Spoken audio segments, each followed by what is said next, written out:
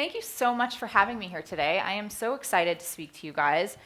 And what I want to talk to you about today is stories.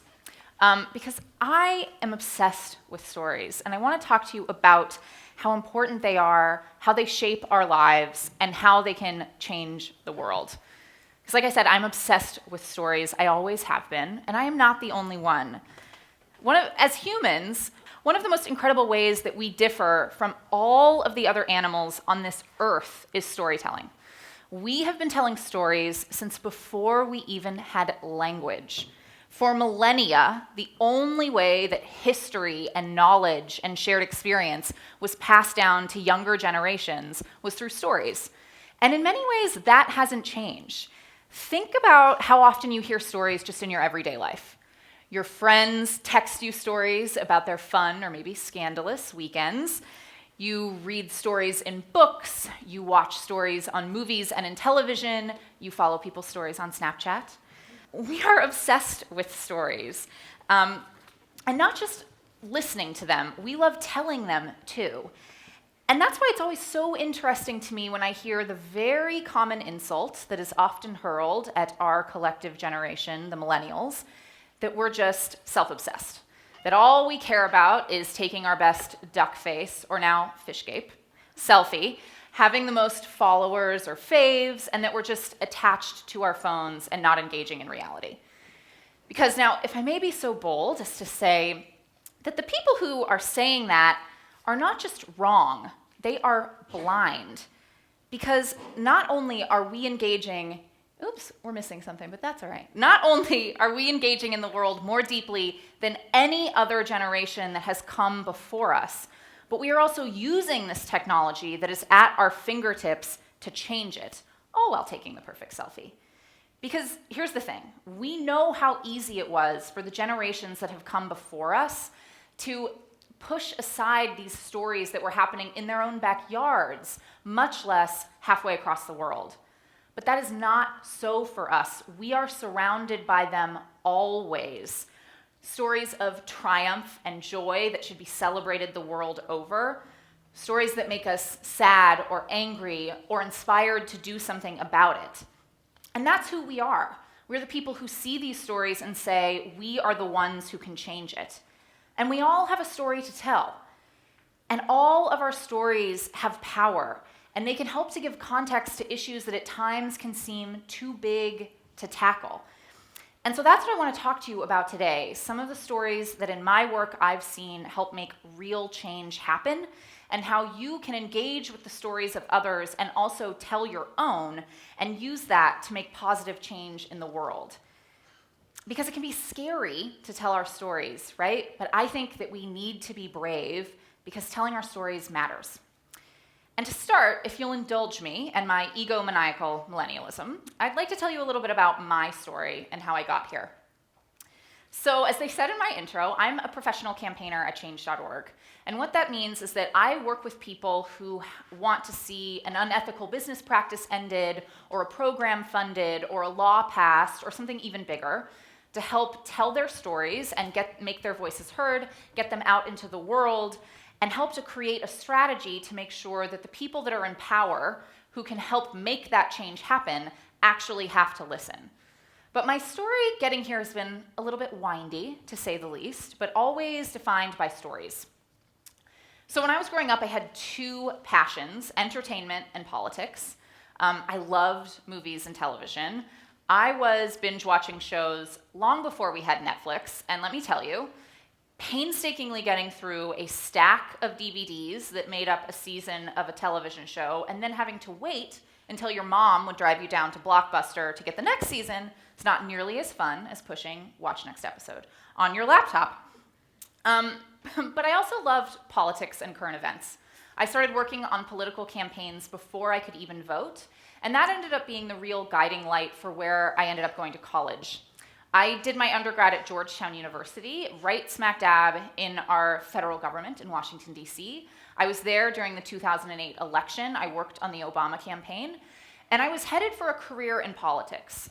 But what I started to realize was that I didn't want to work for a politician. I didn't want to work for a person. I wanted to work for a cause. I wanted to work on the issues in our society that I think need to be fixed. And the issue that's always been most important to me is women's rights and gender equality. And the lens through which that issue is most important is interesting to me, is entertainment. Because like I said before, stories have an incredible amount of power. And the type of stories that we tell about women and girls on film, how they are depicted, and how we are positioned against our male counterparts determines how we do those things in reality. It helps determine how that we actually view real women in the world. And the sad fact is that we are not doing very well. Only about 30% of speaking roles on films each year are for women. The overwhelming majority of stories that we hear on film are told about men. Women are most often secondary. They are defined by the men in their lives. They are the wives, the girlfriends, the mothers, the damsels, the temptresses, the background. And we've certainly had a few very high-profile examples of films that break that mold over the last few years, but the reality is that the number is still tiny. And when you look at what's happening behind the scenes, it's easy to see why. Only about 35% of the screenwriters in the Writers Guild of America are women. About 25% of the executives who make the decisions about which films get made and how are women. And less than 10% of the membership of the Directors Guild of America, the people who actually shape these stories, are women. And so, intrepid young woman that I was, I decided that I was going to change that. So after I graduated from Georgetown, I went to USC's graduate film program, and I started working in the industry with the express purpose of making content that had meaning, of elevating the stories of women, and making Hollywood, and by extension society, a more inclusive place. So just tiny, tiny goals, I know. And then I got a reality check. I learned some pretty hard truths. And I'm sorry if I'm about to burst anyone's entertainment industry bubble, but what I learned was that Hollywood really has no interest in changing. They still believe that the most valuable audience are men aged 18 to 25, even though statistically that is not the case. They will still often say things like, hey, we put a girl in the movie, why are you complaining? And think it's acceptable. They don't really care about representing the stories and the lives of people of color, and they really don't understand the incredible, insane power that they have to affect our lives and our culture. They really just care about the bottom line, money, nothing else. And so what I realized was I was never going to be able to make the changes that I wanted to make, at least not from the inside and not by myself. And so I faced this choice. I could either stay in a job that I hated, in an industry that was run by people with morals and values that I didn't stand for, or I could be a true millennial. I could take a leap of faith and start using this incredible technology that we have to start telling those stories that I wanted to tell, elevating the stories of people who had been silenced, and helping to make change that not just Hollywood, but the world would have to listen to. And so that's what I did. And it's been what's shown me the true power of stories and why it is so important that we tell our own, even if it's hard. And so what I want to do is tell you a few stories of people that I've worked with in my work at Change.org and how their stories have really affected change. So this is Chelsea Little on the right and Angel Green on the left. And like many of you have probably experienced in this room, both Chelsea and Angel were bullied quite severely at school. Chelsea's bullies actually ended up attacking her and left her with permanent nerve damage from the assault. She developed PTSD and depression and was afraid to go to school. And Angel was bullied because of her weight and really anything else that they could latch onto. And at only 14, she made the tragic decision to end her life. Both Chelsea and Angel were from Indiana, but they didn't know each other before Angel's death. It was only after, when Angel's mom, Danielle, started attending support group meetings with other victims of bullying and their parents to try to get laws passed to end this horrific practice, that Chelsea heard Angel's story and that she made the decision and was inspired to tell her own. So, because the issue of school bullying is really huge and it can seem really hard to tackle, right? 4,400 teens in the United States each year commit suicide because of bullying. 30% of high schoolers report that they have been bullied, and over 14% say that they've contemplated suicide because of it. But when Chelsea raised her voice and told her story, and when Danielle told Angels, they put faces to the actual issue. They made it real for people. It wasn't just statistics anymore. It wasn't just kids being kids, or an issue that's so large that it's actually easier to push away. They made it personal. They started with a petition asking that an extremely dangerous law in their home state of Indiana, which would have stripped away a lot of the bullying protections that they had worked for from the law, be stopped. Danielle bravely told Angel's story, and in less than 2 weeks, over 200,000 people had signed their petition, and the Indiana State Senate was so overwhelmed with calls and emails and press attention that they realized that they were not going to be able to sneak this law past, and it was withdrawn. They won. And at the beginning, Danielle and Chelsea and Chelsea's mom, were afraid to speak up. They didn't think that anyone would listen to them. They didn't think that they had any power. But they had the most important thing. They had their stories. Their stories helped to explain something larger, and it didn't matter who they were. They still had power. But what if you already have a really public version of your story of self already? What if people know you in a certain way, and telling your story might change that? Is it still worth it? Is it still worth it to take that leap and tell your story? So this is Crissy, and she faced that exact situation. Some of you might actually know her because Crissy, along with her partner Bria, are the most popular lesbian content creators online. They have over 500,000 followers on YouTube. They make daily vlogs about their life, videos supporting the LGBT community, and more. And that was Crissy's public story. Her life was viewable online, and people saw her as a role model in a very specific light.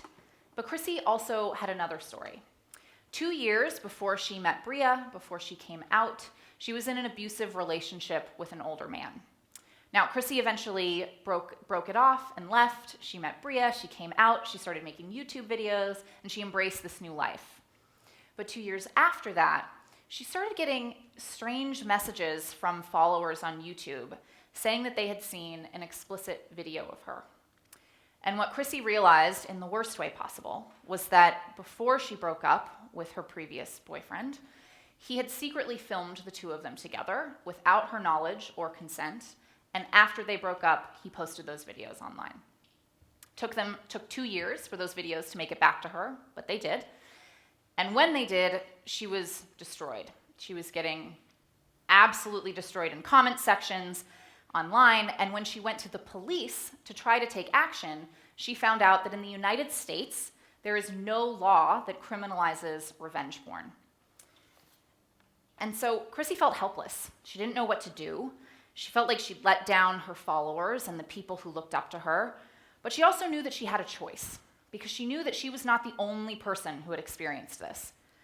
Because here are the scary statistics. 1 in 10 ex-partners, it's reported, have threatened to post revenge porn, which is explicit videos or photos that are posted without the other person's knowledge or consent, and that 60% of those threats are realized. Only a few states in the United States have any laws about revenge porn, and they're quite spotty, and there's no federal law that criminalizes this practice. And so, in the face of all of this, Crissy decided to tell her story. She started her petition. She took back the dignity that had been taken from her, and that is the moment that she really became a role model. Her story helped to make it clear that anybody could be a target, and that it was not the victims who should be ashamed, it is the perpetrators. And now she is working with members of Congress to help pass a federal law criminalizing this practice, and partly due to her bravery in telling her story and elevating this issue, earlier this year, Google announced that it will remove any revenge porn that is found through its search engine. And that is huge. That is one person's story that is helping to make a difference across the country for tens of thousands of people. But it doesn't just stop there. Telling our stories can impact the world.